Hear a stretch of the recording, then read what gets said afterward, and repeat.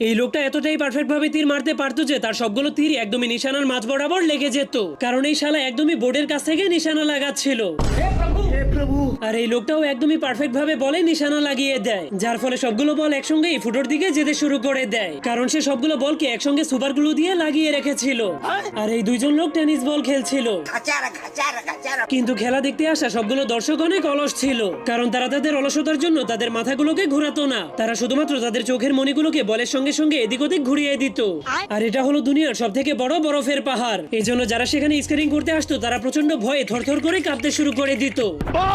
কিন্তু তখনই সে 1 সেকেন্ডের মধ্যেই নিচে নেমে আসে, কারণ সেই পাহাড়টা ছিল একটা নকল পাহাড়ের পেইন্টিং। আর এই সবগুলো লোক যখনই রেসিং করার জন্য দৌড়াতে শুরু করে তখন তারা সবাই একসঙ্গেই দৌড়াতে শুরু করে দেয়, কারণ তারা সবাই একই কোম্পানির ভিটামিন খেয়েছিল।